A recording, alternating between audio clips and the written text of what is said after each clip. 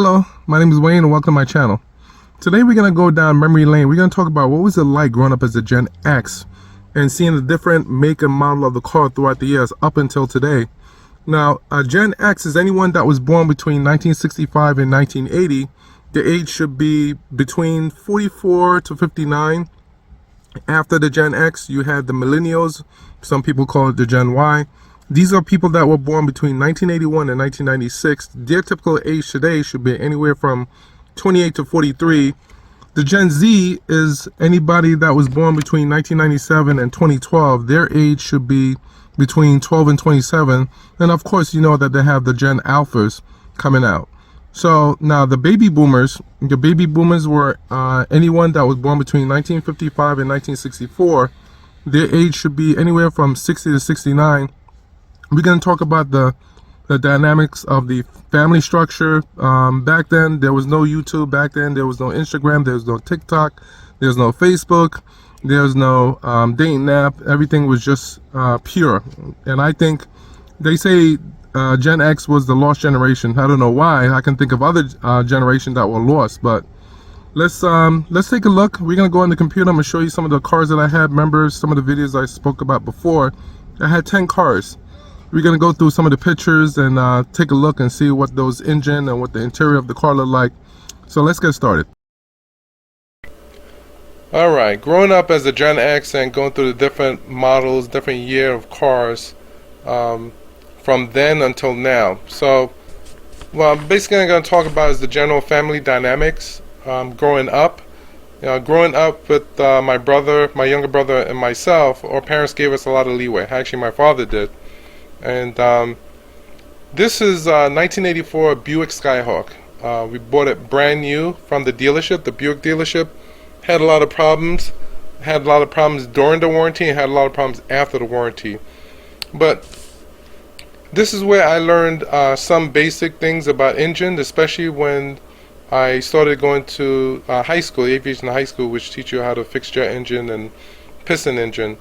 And everything about this car was first. It was the first car that had fuel injection. It was the first car that was two-tone. It was the first car that they removed the pinstripe from the body of the car. It was the first car, first generation, that had a third light in the back, because during this time and before, there were no third brake light in the back. But now it's mandatory starting with this car. Who knows, could have been other manufacturer, but I know when we got this car, the third brake light was in there. And it was the first of everything. So I learned pretty much a lot from this car. And other thing as well, I was responsible for changing the parts. And my father gave me wrench and said, get to work, you need to remove that alternator because it's not charging the battery. But the family dynamic was nice, because growing up as a Gen Z, our parents basically gave us a lot of leeway in terms of how to conduct yourselves. And I remember one of the things when my parents were together, my father told me and my younger brother, make sure you come in before dark. And this was pre-high school. 1984, I was a freshman at Aviation High School, Long Island City. Great school. That's where I learned my vocational technical of engines, jet engines as well as piston engines, and how they work and what make them work, and all the inner workings of them. And over a period of time, I get comments like, how do you know so much about, because I went to school for it. And then after the Aviation High School, I went to the College of Aeronautics. Now it's called the Vaughn College of Aeronautics, and they basically do the same thing as the high school. But four-cylinder, this is the interior of it. If you notice at the behind the driver, there's like a handle. Well, that's your electric window. You do it by your hand, and you go up and down. Here's another one on the passenger side. That handle actually makes the window go up and down. And for this car, when we got it in 1984, it was electric. So we were excited, electric, no more, rolling the window up and down with your hand. We can just press a button and it will just go up and down. So we were kind of spoiled.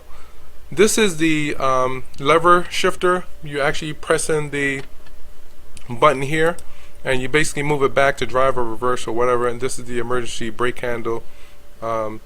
Now in today's cars look totally different. And this is the radio. It look kind of primitive. You have your treble, your bass, your glove compartment, and let's continue going. This is the steering wheel, and don't feel bad about the steering wheel. Notice there's no airbag, because back then there were no airbag. For this car, this was the generation where they put the third light. It's now a federal requirement in all cars moving forward that you have to have the third brake light. Now you see them standing on all cars. So let's continue going. And this is the engine. This is the fuel injection engine. Your fuel injector is in here. No more carburetor. And I remember when we was in high school, we would ask our shop teacher, what's the difference between a carburetor and a fuel injector? And you know, because we were kids, he tried to explain it as best as he could. He said, well, a fuel injector sprays the fuel into the cylinder, and he said, while a carburetor will just piss into the cylinder. So I thought that was kind of funny. But car engine, as long as it's piston related, until they convert it into a jet engine or electric, they all work the same. You have battery, you have cylinders, you have piston that go up and down, you have oil, you have the coolant, which is radiator fluid. This is the alternator that keeps the battery charged. For this car, this is constantly breaking down, or what I would have to do is loosen out the bolts, take it to a alternator repair specialist, where they take it apart, replace the brush, and then we give it back to us, and we put it back in. It'll be like it's brand new. This is the coolant. This is the windshield wiper. So this is the brake fluid. This is the struts. So all of this, the radiator. So this is basic, and the battery was there. Of course, you know, any engine, the air goes in here, goes down to the engine, and get compressed, get ignited with a spark plug, and the exhaust go out the back. So that's basically how your engine work. So this was my number one car, 1984 Buick Skyhawk, and like I said, it was a lemon out of the shop. And you know, eventually over time we just got rid of it. We just couldn't take it anymore. So we're gonna go to our number two car, and our number two car is gonna be a 1986 Mercury Sable.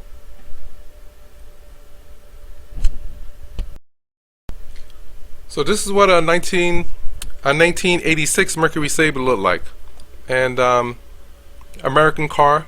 I'm gonna go ahead and basically this is a front wheel drive car, 6-cylinder. Let's go in. This is a model that had the digital dashboard. Most of the dashboard were analog. This is a typical interior of what the car actually looked like. Notice that the automatic, the shifter lever is on the steering wheel itself. This is basically heating control to heat the cabin or to cool it. We'll continue. And this is basically the engine. Same concept. Air goes into the air filter, goes into the engine. And of course at this time, this is fuel injection now. This is the alternator to charge the battery. This is where you put the oil. 3.0 V6 liter. This is the power steering fluid. And you have a whole bunch of other stuff, just struts, and a whole bunch of other stuff as well. This is the front of the car. This is the back of the car. This is the front again. This is the tail light. So that's basically your 1986 Mercury Sable. And so, as far as I can remember, growing up during the generation period, it was a fun and exciting time because everything was family related.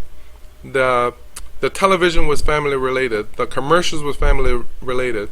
The movies were family related. The family was family related. And I remember every Sunday we would go out to the park. Our parents would take us to the park, and all the cousins would get around and they would play, and very fun times. And I remember very vividly, the aunts and the uncle would have a grab bag for all the children in the family, and they would pull a name out of the bag, and that name, you have to buy a present for that person. But now the aunt and uncle got slick. I'm not going to say slick, they got wiser. And I said, you know what, for us doing all this, we want to make sure that you guys know why Christmas is so important, why family is so important. And each one of the kids had to say what Christmas meant to them. Even me, even I have cousins 3 or 4 years older than us. So it was special, and our family was tight. And it was a good time. So let's go on to, all right, so this is what a 1988 Oldsmobile Cutlass Khalees looked like. Basically, nice American car. Again, this is the engine, or one engine type of it.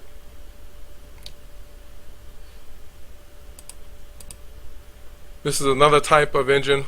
Basic concept. You have an alternator here that charges battery. You have the air filter. The air goes into the air filter, goes into the engine, gets ignited by the fuel injector, goes into the engine, and of course the piston compresses it. The spark plug pushes the piston down, and the more cylinder you have, the more power you have. Same concept. You have the brake reservoir here. You have the coolant over here. This is the air condition. This is the windshield wiper, and of course this is the radiator. The radiator is here. Puts the fuel, puts the radiator coolant to cool the engine. Then comes back out. Another hose goes into the radiator. The car moving forward, there goes into the radiator, cools it, and the whole process repeats itself.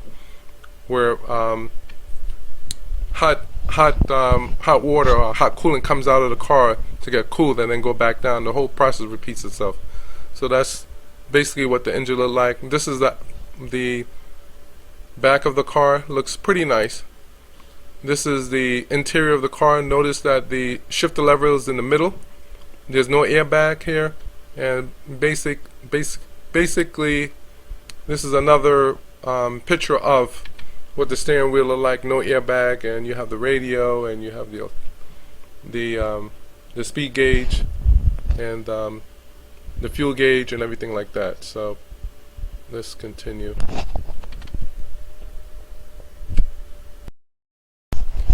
Alright, now we're on car number 4. This is a 1989 Nissan Stanza. So I was so how would you say, fed up with American cars, I decided to go European and start, go over to the dark side. So but this was also a year where my parents got divorced, and my father won full custody of me and my younger brother. And there's a huge difference, and those of you who disagree with me, you can always put in the comment section. There's a huge difference between how a father raises his boys and how a woman would raise those same boys. So the way both of us turned out, I think we turned out pretty well. But that's just to say, compared to what's going on in today's culture, it's totally different. So this is a Nissan Stanza. I got this at a dealer auction. I actually went down to New Jersey to a dealer auction. The dealer told the security guard that we're actually one of his drivers, and they allow us to go in. And the dealer would ask us, how much you're looking to spend. I'll bid on the car for you. I'll get the car for you, but you have to pay right then and there. So each one of us, we came with cash, and we drove the cars home, and that was it. But this is a 1989 Nissan Stanza. This is my first European model. I was very happy with it. This is what the front of it looked like. This is what the front of it looked like. And this is the engine. Most of these lines, these are all vacuum hoses and stuff like that. So everything, whenever you go European, the engine's always tight, and that's how they make their car. This is the interior of it. Notice the middle, you have the shift lever, whether to put the car in drive or park. You press the button to move the lever back and forth. The emergency brake is there. Remember the old school, the electric windows. This wasn't there yet, so you can actually roll the window up and down, and you have the regular, dials up there as fun. This is also another picture of the interior. This is also interior to period. And like I said, this is a representation of the car that I had. It's not the exact color and what I actually look like, but this is just a representation of what I used to have. And over the years, like people, you get rid of stuff. And like I said, I had 10 cars in my lifetime. Learned a lot from each one of them. Let's go to number 5, which is the 1991 Nissan Maxima. So this is a 1991 Nissan Maxima, a very enjoyable car to drive, very preppy. You step on the gas and you just go. Nice car to work with. The only thing that was wrong with this car was there was a recall for a fuel. If you don't get the fuel, I think the fuel line was I don't know if it was designed improperly, but it would leak on the engine and start a fire. So that had to be fixed.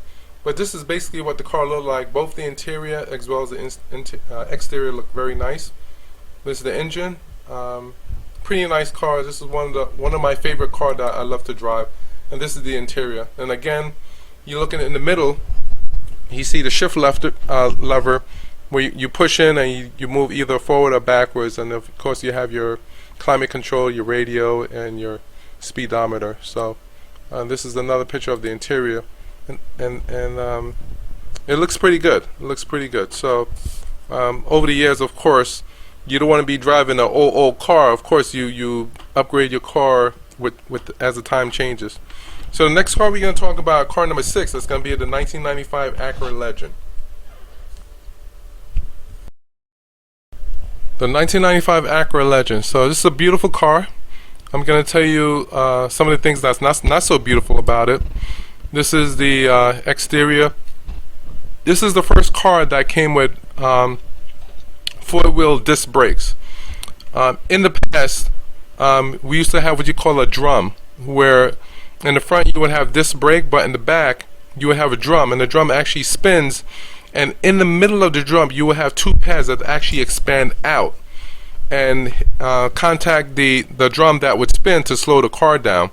That was a pain to change the pad, but you know, eventually you did what you had to do to change the pad. But let's go ahead, and this is the front of the car. And like I said, the front of the car you had the disc brake.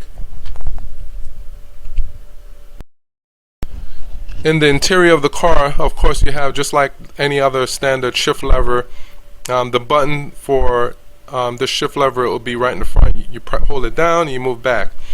That little key stuff right here, this is only if your brake switch, which is underneath the driver, actually it's above the driver feet.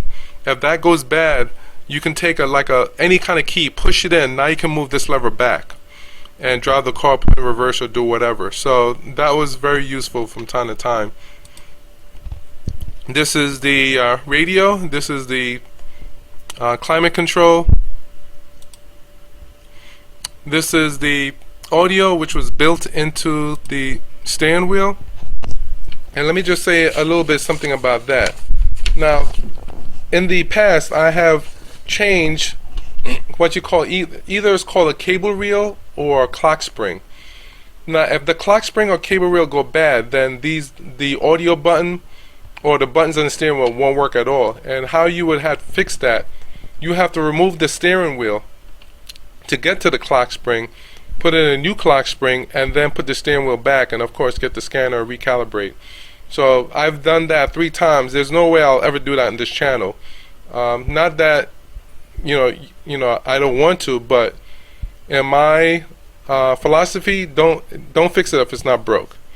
But in other cars like an Acura Legend, yeah, you would have to remove the steering wheel to fix that. This is the interior, all leather, pretty nice, and it's pretty nice. This is the interior again.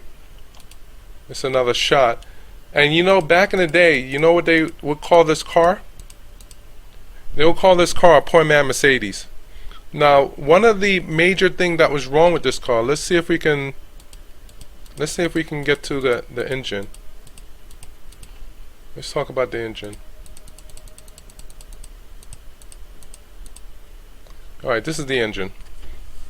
One thing that was wrong with this car does not tolerate heat. The engine does not tolerate heat. And when you go into the forum, the Acura forum, you will see something that says BHG, blown head gasket. This car is known for a blown head gasket because of the way the car is designed. Either 1 or 2 of the cylinders are not getting enough coolant, and eventually over time the gasket in between the block would just evaporate, would just go. So now when you put the antifreeze in the engine, the car would just drink it. It would go in there and it wouldn't return. It would go in there, it wouldn't return. And I had this car for 10 years, and I replaced this engine 3 times, where the labor was $1,000 and the engine was $1,000. So imagine doing that 3 times.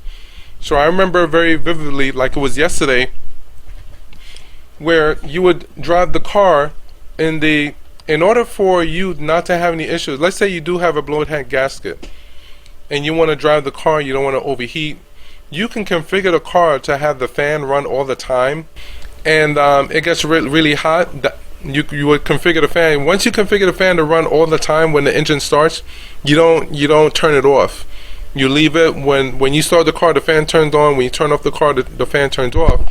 So in the summertime, you watch your temperature needle go all the way right underneath the hot, because the car wasn't cooling itself. Unless you have money to replace the engine, you would have to drive like that. And I remember one time I went into work early in the morning, and my fan was constantly running, because I would hotwire it in there, and no cabin heat in the cabin whatsoever. I wear my jacket, I would get out of the car, and I would actually limp into work, walking in the parking garage, and I would see some colleagues in their car sitting there, and I would walk up straight.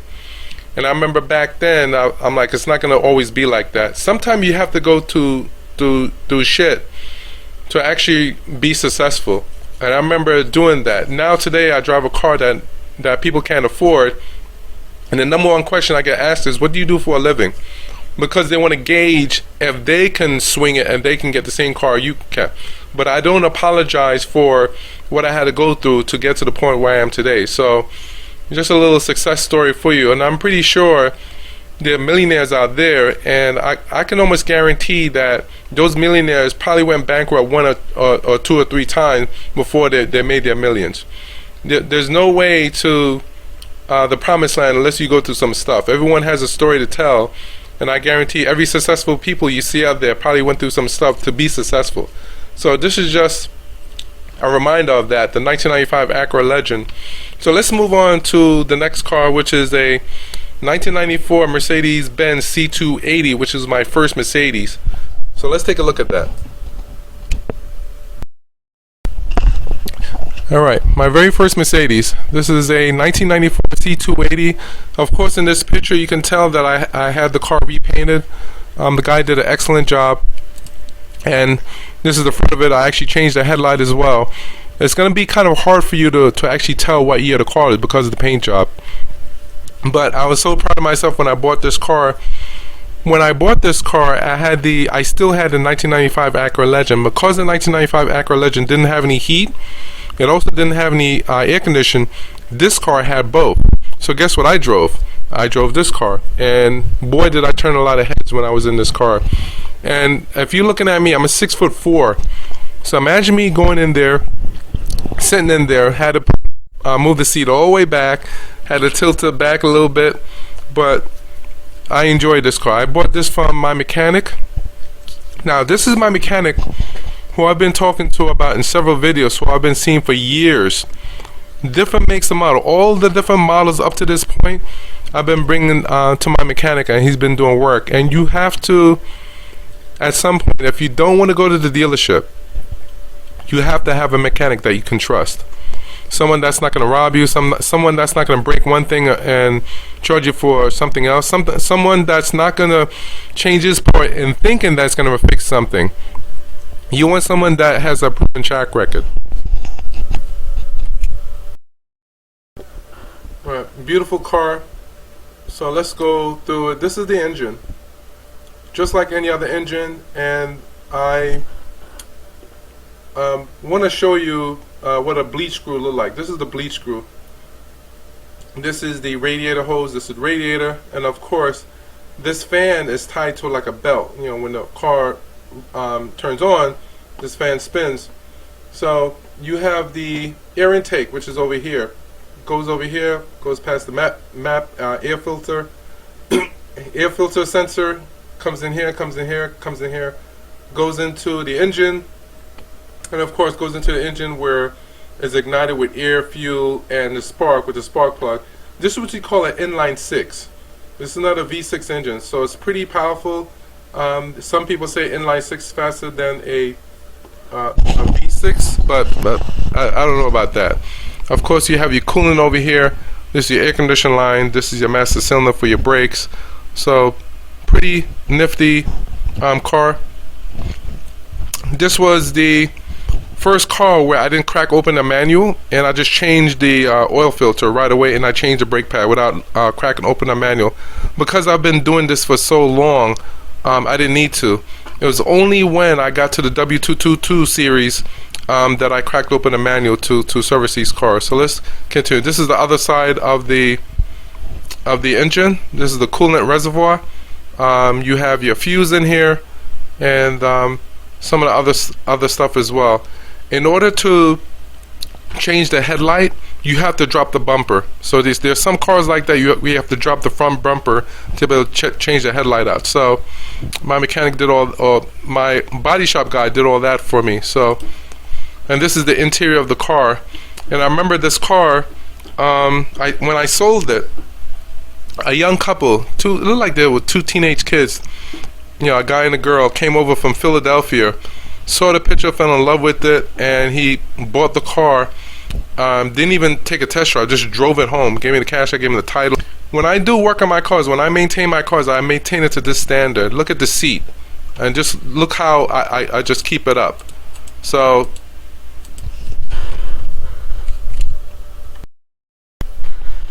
the seat are pristine, so you can actually look in the cabin, and the same when he came and inspected, he was just more than happy.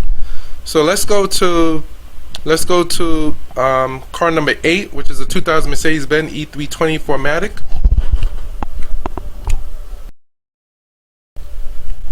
This is my 2000 E320 4MATIC. This is a true workhorse. Of course, everything you see here, even the light signal, I changed that out. The mud flaps, I changed out. I actually sprayed it to the same color as the car itself. But this is a true gem to drive. This is the interior of the car. Of course, you notice that I swapped out the radio. Of course, I'm always upgrading these cars. Swapped out the radio, put in a radio where you can just remove the face and you just have the back of it. So this is the side of the car. So like I said, I keep these cars in tip-top shape, and of course you can see by the pictures I'm showing you. And of course back then, everything from the Acura Legend even to the 2000 E320 4MATIC, excuse me, I put in a rear entertainment system because at the time I had young girls, and going to church on Sunday, they would fall asleep before I made it to church. So this would keep them awake, and it worked like a charm. So a car, and of course, like I said, I'm always talking about New York. New York, we have the biggest pothole, bigger than the moon. So if you ever doubt, I'm telling you about the potholes, come and try it. We'd love to have you here. The weather the snow will love to have you. Getting stuck in the snow when the sanitation pushes the snow up in your driveway, you can't get out. You got to dig yourself out. You dig yourself out. The very next day they push the snow back. So New York is such a joy. So this is the car. This is the E320 4MATIC, and like I said, I had this car for 5 years and I sold it. The guy came from, I believe, New Rochelle, which is almost like going upstate New York. Came and he wanted to buy this car for his daughter. What a sweet deal. And for our first car, this is a 4MATIC. This like all four wheels turn. I'm pretty sure his daughter pretty much very happy. Look at the mileage, 212,000 miles, 453. So when I show you my videos, I'm actually showing you because I like to work on cars. I like to keep cars.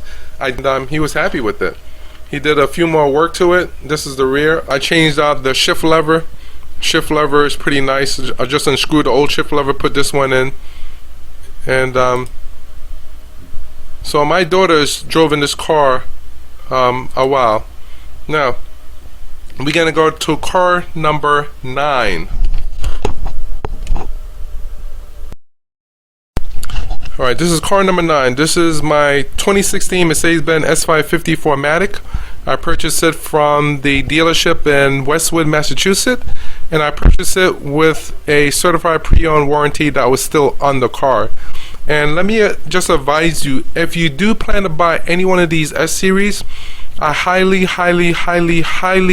recommend you purchase it with the warranty, whether the original warranty that came from the dealership or the extended warranty. But do not buy this car without the warranty unless you have deep pockets, or unless you're a mechanic, or unless you're smart enough and slick enough to buy the car from just a regular mom and pop auto dealership, and buy without any warranty, and you yourself is smart enough to put a scanner on it, know what parts need to be changed, and get the electronic manual, take it to your mechanic, have them change the part. That's the only way I would recommend getting this car. Do not buy this car without the warranty, because if you do buy it and you're just regular run-of-the-mill guy, this car will put you in the poorhouse. If you don't believe me, go ahead and put your comments in the comment section. I've used both the extended warranty on both the 2016 S550 and the 2018 S560. I've used both warranty on them. Had I not gotten the warranty with the cars, I would have come out of pocket. So when you mention Mercedes, the first thing that should come to mind is expensive, and the name carries very well. This is a very expensive car. This is a car, as I got older, I wanted to just enjoy my life and just, what am I working for? I'm working for this. This is also a significant point in my life where I got divorced. So after tasting a little bit of freedom, this is what I purchased for myself. And ain't it great? It looks great. So let's continue. And this is the back of it. This is the side of it. The side of it. This is the interior. I particularly wanted the interior to be cream as well as the dark. Very hard to find. I had to use, I can't remember if I used cars.com or carguru.com to purchase this car. But when I went through the site, I saw the dealership was selling it, called them up. They gave me a little price break, purchased the car, took Amtrak up there, and I drove the car 4 hours back to New York. It's a very sweet deal. And of course, I was turning heads as I was driving down to New York City. You don't want to get this car if you're looking to, you don't want to buy the car to pick up women. You don't want to buy the car because you clip coupons. You don't want to buy the car because you're concerned about the miles per gallon. You don't want to buy the car because you don't have money to fix it. These are some of the reasons why you don't want to get the car. You want to get the car because you're at a stage in your life where you can afford it. You're sophisticated, you want to relax, and this is what money could buy. This is your hard work, your nice toy that you want to put in your driveway, and this is do you. So this is something I purchased, and I was glad. This is the interior of it. Notice the dash a little bit differently from the 2018 S560. This model, the 2016, I believe it has 7 or 8 colors, while the 2018 S560 have 64, and that's the interior. So let's continue. This is the interior. So I'm a very funny person. I like my cars a certain way. I didn't want to get black on black. I didn't want it to make it seem like it was a taxi. So I wanted to distinguish that. So it's the interior. Of course, those of you can remember, we did the rear entertainment kit. We put it here just like the Acura Legend, just like the Mercedes 2000 E320 4MATIC. We had the rear entertainment. For this car, I did a little bit more work. I actually ran the line and did everything. I wish I would have started my YouTube channel when I had the 1994 C280 back then. You would have learned more than you learn now. So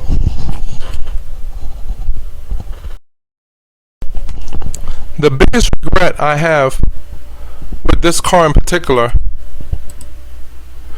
is when I washed the car, the headlight would fog up.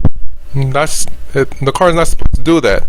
And I'll go to the Mercedes forum and I would see comments about the same thing, and guys would get hit on, oh, you bought $100,000 car and the headlight fog up. And one of my videos was to actually pop the hood, remove the 4 screws, put the gel pack. I actually bought gel cap in here, put the gel cap back, close the hood, wash the car, and watch how it did not fog up. But for some reason I procrastinated, and around the same time, that's when I had my accident and the car got totaled. So How did that happen? Well, let me go back a little bit. Had prostate cancer, and guys, if you're over 50, you need to get that checked. Get that checked. Have them check. If they catch it early, you're good. And fortunately for me, they caught it early, and they did a prostatectomy. They actually removed the prostate. They did my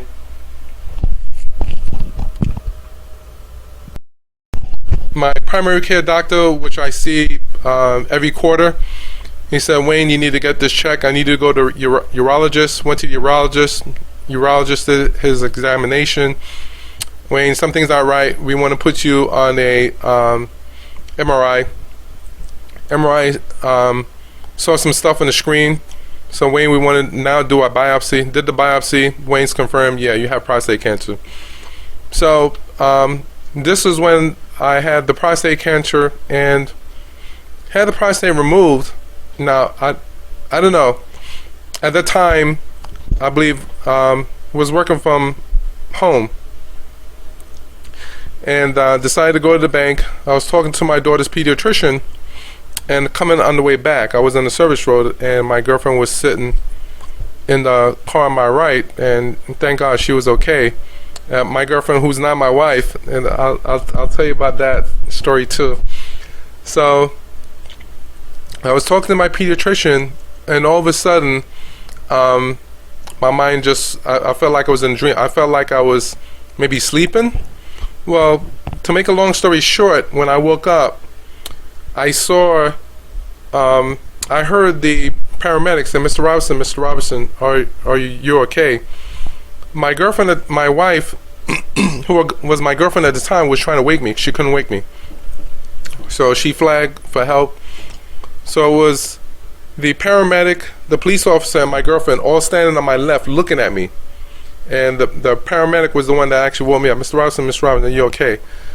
Yeah, I'm okay. I opened up my eyes, and the airbag, the steering wheel airbag went off. And I know as soon as I see the airbag went off, I know all other airbags in the car will go off.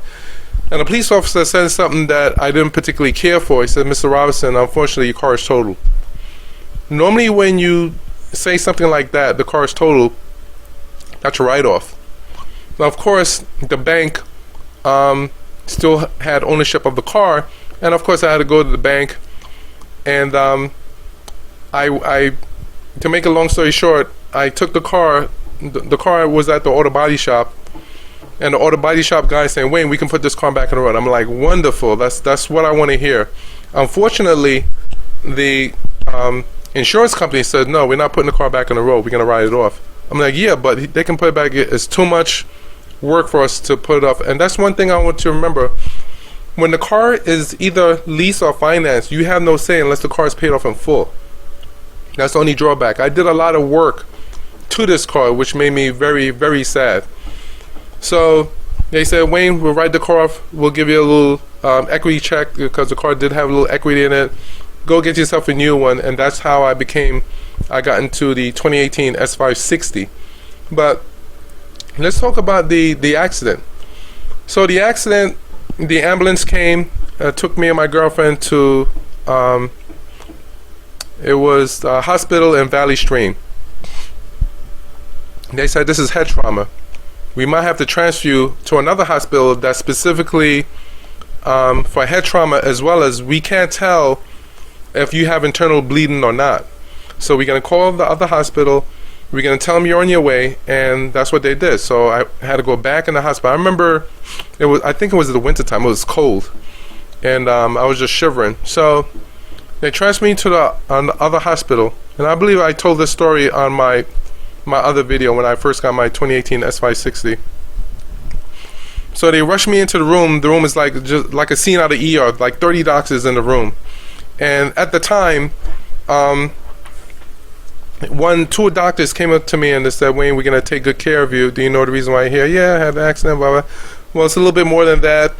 They might think you have internal bleeding, and we're going to admit you. Should we have to do a operation, do you give consent? Yeah, I give consent. So, gave consent. They put me up into the ICU. Sat in the ICU, had a pleasant dream. I was still in pain, but I had a nice dream. All of a sudden, 2 o'clock in the morning, those same 30 doctors was in my room. Mr. Robertson, your blood pressure dropped. We have to do an operation now. So something inside of you is bleeding, and we have to find out what it is. They rushed me down to the operating room. They opened me up, and they removed my spleen. They said it was bleeding badly. Removed my spleen, stitched me back up, and I can tell you the amount of pain I was in was just unbearable. They gave me medication for it, and they said, be careful with this. We don't want you to get hooked on. But I use it modestly. Everyone calling me, seeing how I'm doing, family members, co-workers, whatever. Everyone was calling me. So thank God I'm alive to continue doing these videos to help you guys out. But let's go ahead and let's move on to the 10th car, which is the 2018 Mercedes-Benz S560. You know, at this time, a lot of things that happened. I am now divorced, and of course, I didn't give up on relationship. I was dating for a good 5 years. Met my girlfriend. She's Dominican. Hooray to Dominican women. And I saw something in her. Now, before you start banging me over the head, I'm red pill aware. Got a bunch of channels, so I know what's out there. I've dated for 5 years before I met her. Had 3 girlfriends before I met her. And when I met her, I was watching her. And my attitude is, just because you're my girlfriend doesn't mean you're off the hook. I'm going to watch you closely to see if you're who I'm looking for. And sure enough, she was. And one of the things that I noticed, she had wife quality. And how did I know that? Because when I was home for a month, she took care of me. And she risked her job, almost lost her job because of me. Boss was like, pissed, where are you? You need to be here. Took care of me. She wanted to make sure that I was okay. At the time, she lived in New Jersey. She would take the bus and 2 trains to come to New York, and she would do that back and forth, back and forth, back and forth, back and forth, cook, clean, whatever. And I'm like, yeah, you know. And at the time, I was telling my mother, you know, I see something special in her. And of course, in this day and age, you can't do that, because modern woman. Let me just say this. You have to be. Marriage is not what it used to be. Growing up as a Gen X, all of my cousins are married. All of them still married, 20 plus years, with either college kids or kids that have graduated from college. And the other day, I told a co-worker, she's a Gen Z.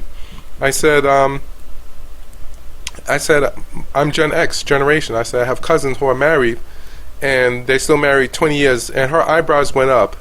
That's the attitude that modern women have. That's the reason why YouTube is exploding with videos after videos after videos. It's unendless matter. Both men and female talking about what's going on today. The stuff that's going on today didn't happen when I was growing up. When I was growing up, family was family. You know, when I was growing up, it wasn't about me. You know, and the thing that I see, the same laws that are supposed to benefit the women, those are the same laws that are keeping them single. Because no man in his right mind is going to say, hey, here, I'm willing to partake in this. Let me sign up. Most of the men that do that either unaware, or they don't have a father figure in life, or no one has sat down with them and said, this is what you signed up for. And so you have to vet, but you also have to be, what do you want out of life?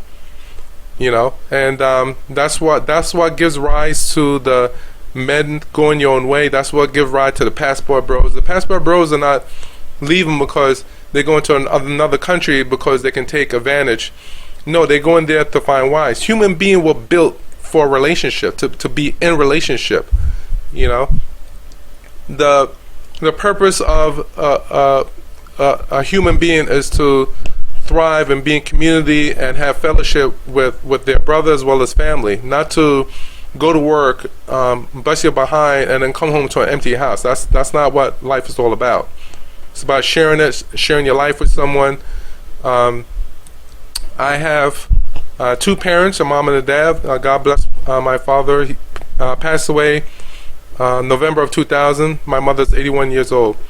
Both of them are what you call baby boomers. But both of them, my mother, who is alive today, both of them are great grandparents, and that's the legacy you want to leave behind. But let me just read something to you, just to put things in perspective so you understand what I'm talking about. In my dream to be a hero, she believed in me, and despite the lack of money, I made an effort to take care of my diet, and I had to eat athlete's food and respectable food. She always took care of me and encouraged me. When I came home from an intense workout, no energy and tired, she would always tell me, "Conor McGregor, I know you can do this and it will work."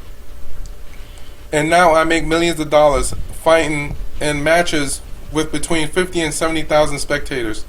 Now I can buy any car, any clothes, any house, and yet she didn't ask me for anything. But she deserved the best in the world. She is always by my side and tells me that I can do anything. I got this place because of her. She never gave up on me, and she never left me alone.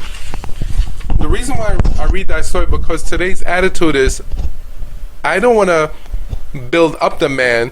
The attitude is, the man should be built up by the time I meet him. Most modern women are not willing to put in the work with their guy. Most men in this country are invisible to women. So they're not willing to put in the work to go with the guy, to help him, to grow, to share life experiences. They wait at the finish line and they pick the winner. That's all they do. So when I read that story, don't get offended. Those of you who are female listening to this, don't get offended. This is just the way the world is now. It was never like that when I was growing up, Generation X. So let's go on to the last car. Let's go on to the 2018 Mercedes-Benz S560. And S560. And of course, you know the reason why this car came into being, because of the accident with the Mercedes-Benz 2016 S550. This is the replacement for it. This is a big improvement. Everything from the lighting system to the electronics inside to the car engine, everything is an improvement. And of course, nothing but the best for Mercedes. So we're going to go through the various pictures, and of course the reason why I bought the S-Series in the first place, because the multiple safety features built into the car. And as you know, as you get older, you're not as good as when you're brand new, when you're young, when you're teenagers. So of course when you're driving, you want to have safety features to not only help you get out of danger, but also to have like an enjoyable ride. So let's just go through the slide and see some of the pictures that we have. So this is when I first received the car. Drove up from Alabama. It was on one of those flatbed, and I couldn't believe how fast they delivered it. But like I said, I ordered it over the internet, didn't take a test drive, didn't have to, because I had the 2016 S550, and everything was over the internet. So it's a good thing. Let's go. The engine is totally different. There's no more dipstick in this car. They removed it and they replaced it with electronic oil. How would you say? Measuring the oil inside the dash. So you would go in the dash, hit a button, and it shows how much oil you have. I don't particularly care for that. I'm more old school. I like the dipstick. I like to look at stuff. But it is what it is. The turbo for this car is on top, as you can see, and it's a complete redesign of the engine. So you know, everything's great overall. This is a up close picture of it. The air filter is on the left and right, and this is the actual cover to cover everything up. This is the back of the car.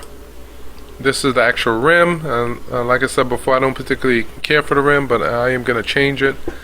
But 20-inch rim.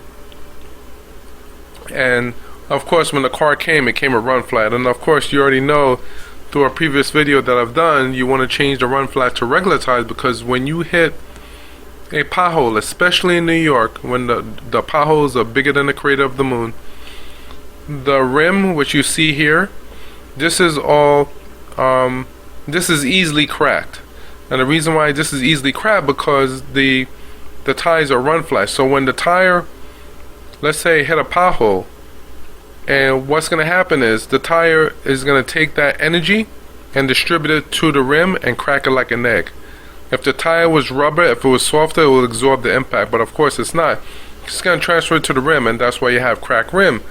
And so with the 2016 S550, I had to replace 3 cracked rims, and after a while I got sick and tired of it. So I'm converting all the tires to regular non-run flat, get regular tires, and that solved my problem. So that was it. Let's go ahead and move on.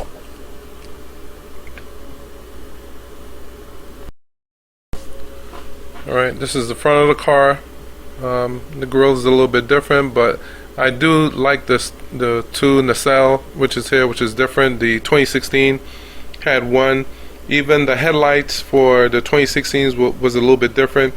At night, what happened is you can actually see that when it gets pitch black, the light is different. It acts a little bit differently from the 2016, and I like the way the new system work at night.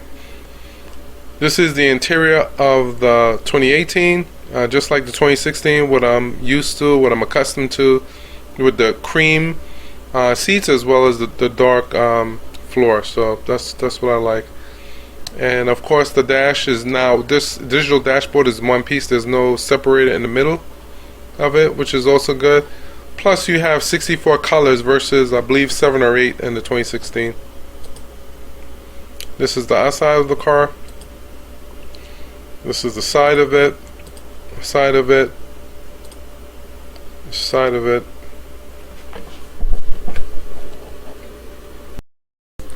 And last but not least, this is the back of the car. And notice the back of the car, it didn't have the spoiler, and of course I did a video on how to put the spoiler on this car. If you enjoy any of the video, any part of anything that I said, you can like, subscribe, and share this video, and I'll talk to you soon.